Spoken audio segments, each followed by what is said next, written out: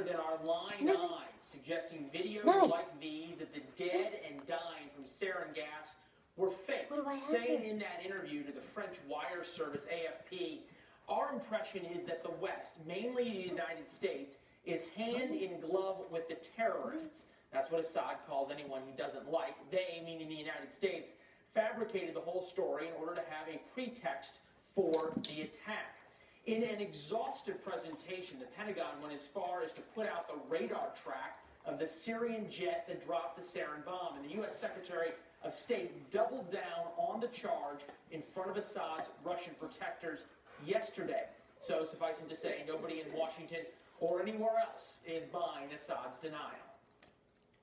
Sadly, it's vintage Assad. It is an attempt by him to throw up false flags, create confusion. Frankly, it's a tactic we've seen on Russia's part as well in the past. There can be little doubt that the recent attacks and the chemical weapons attack in Idlib was by the Syrian government, by the Syrian regime, and that it wasn't only a violation of the laws of war, but it was, we believe, a war crime. And this creates quite a PR pickle for Vladimir Putin. As you might remember, Assad's 2013 sarin gas attack killed more than 1,400 people, crossing then President Obama's red line. Part of the grand bargain to stave off a U.S. attack was Russia's assurance they would destroy all of Assad's chemical weapons. Begging the question now, Kimberly, if the Russians intentionally left Assad with a chemical arsenal or were simply hoodwinked by their own proxy. Leland, thank you. And joining us now with reaction is the author of Treason, former Speaker of the House, Newt Gingrich. Thanks for being with us, Mr. Delighted to be with you. Fantastic. So a lot of news to discuss that's been going on this past week, and especially today. Let's talk about the latest development in Afghanistan and the president's decision to drop this massive bomb. What kind of message does this send to North Korea and Syria, let alone ISIS?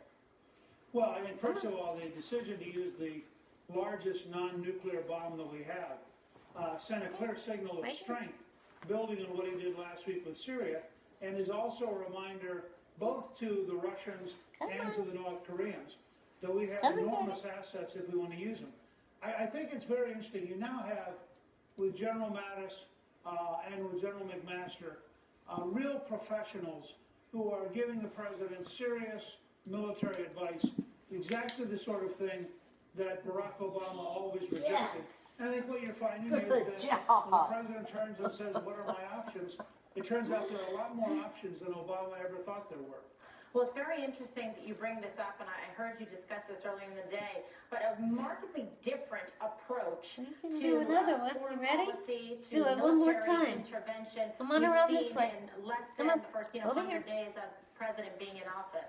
Over here. Yeah, I wrote a newsletter last week at Gibbons Productions pointing out that there are a lot of parallels between President Trump succeeding the weakness of Obama and President Reagan succeeding the weakness of Jimmy Carter. And they both had decisive moments. In Reagan's case, it was shooting down 2 Libyan aircraft over the Gulf of Sidra. In the president's case, it was firing Tomahawk missiles last week. By the way, while at dinner with the Chinese president.